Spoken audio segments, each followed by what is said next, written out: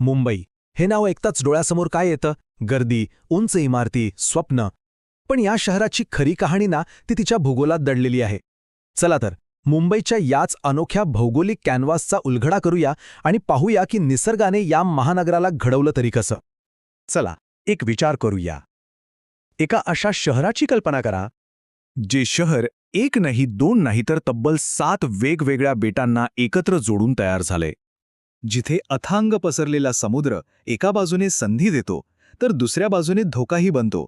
म्हणजे तोच मित्र आणि तोच शत्रू. आणि हो, हे तेच शहर आहे जे आज भारताची आर्थिक राजधानी म्हणून ओळखलं जातं. हो, अगदी बरोबर ओळखलत. आपण बोलतोय मुंबईबद्दल. तर मग या शहराचा पाया रचला तरी कसा गेला? मुंबईची खरी गोष्ट सुरू होते त्या 7 बेटांपासून, ज्यांनी एकत्र येऊन या महानगराला जन्म दिला. हे ऐकून कदाचित आश्चर्य वाटेल, पण आज आपण जी एकसंध मुंबई पाहतो ना, ती काही शतकांपूर्वी अस्तित्वातच नव्हती. त्या जागी होती 7 वेगवेगळी बेटं. कोलाबा, माहीम, वरडी ही सगळी बेटं अरबी समुद्रात एकमेकांपासून वेगळी होती आणि त्यांच्यामध्ये होती फक्त दलदल. मग साहजिकच प्रश्न येतो की ही विखरलेली बेटं एकसंध शहर बनली तरी कशी? बरं, याचं उत्तर आहे एका भल्या मोठ्या इंजिनिअरिंगच्या चमत्कारात. त्याला म्हणतात रिक्लेमेशन, किंवा सोप्या भाषेत सांगायचं तर भराव काम. म्हणजे काय?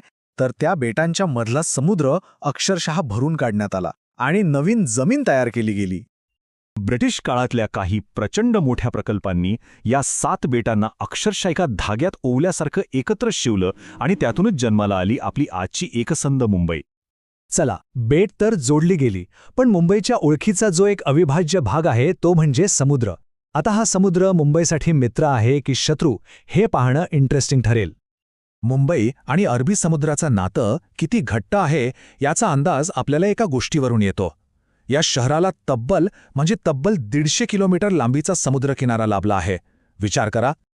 आणि याच किनाऱ्यावर आहेत गिरगाव चौपाटी आणि जुहू बीच सारखी प्रसिद्ध ठिकाणं, जी मुंबईच्या संस्कृतीचा, इथल्या जगण्याचा एक महत्त्वाचा भाग बनली आहेत. पण हा समुद्र आहे ना, तो एका दुधारी तलवारीसारखा आहे. एकीकडे नैसर्गिक बंदर असल्यामुळे तो व्यापाराला प्रचंड मदत करतो, पर्यटनाला चालना देतो. पण दुसरीकडे तोच समुद्र पावसाळ्यात आपलं रौद्र रूप दाखवतो आणि शहरासमोर पुराचा मोठा धोका उभा करतो. ठीक आहे, समुद्राबद्दल तर आपण बोललो, पण समुद्राच्या पलीकडे शहराच्या आतमध्येही एक वेगळाच भूगोल दडलेला आहे. चला, आता मुंबईला श्वास देणारी तिची फुफ्फुसं आणि तिला जिवंत ठेवणाऱ्या रक्तवाहिन्या नक्की काय आहेत ते पाहूया. बऱ्याच लोकांना असं वाटतं की मुंबई म्हणजे एक सपाट किनारपट्टीवरचं शहर. पण थांबा, हा एक मोठा गैरसमज आहे. खरं तर या शहराच्या अगदी हृदयात डोंगर आणि टेकड्या वसलेल्या आहेत, ज्या मुंबईच्या भूगोलाला एक वेगळीच ओळख देतात. मुंबईची फुफ्फुसं असं कधी ऐकलंय का? हो, संजय गांधी राष्ट्रीय उद्यान आणि गोरेगाव बोरिवलीच्या टेकड्यांना याच नावाने ओळखलं जातं. आणि का नाही, इतक्या दाट लोकवस्तीच्या शहरात या हिरव्यागार जागा म्हणजे पर्यावरणासाठी अक्षरशः श्वास घेण्यासारखंच आहे.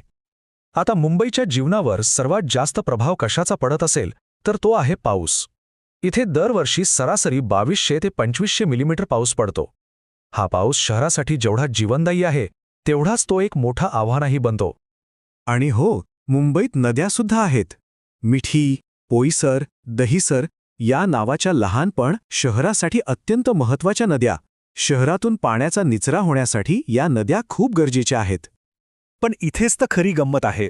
याच नद्या, ज्या एरवी शहराला मदत करतात, त्या मुसळधार पावसात दुथडी भरून वाहू लागल्या की शहरासाठी पुराचा धोका बनतात.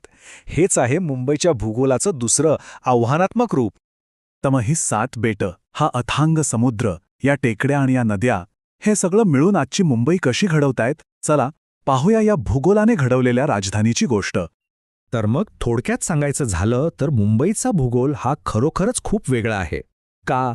कारण हे भारतातलं एकमेव महानगर आहे जे एकेकाळच्या बेटांवर वसले. येथे एक मोठं नैसर्गिक बंदर आहे आणि सगळ्यात महत्त्वाचं म्हणजे एकाच शहरात समुद्र, डोंगर आणि जंगल यांचा संगम. हे खूप दुर्मिळ आहे. याच भूगोलामुळे मुंबई देशाची आर्थिक राजधानी बनली, पण याच भूगोलाने तिच्या जमिनीवर मर्यादा आणल्या आणि म्हणूनच इथली लोकसंख्येची घनता जगातल्या सर्वाधिक घनतेपैकी एक आहे.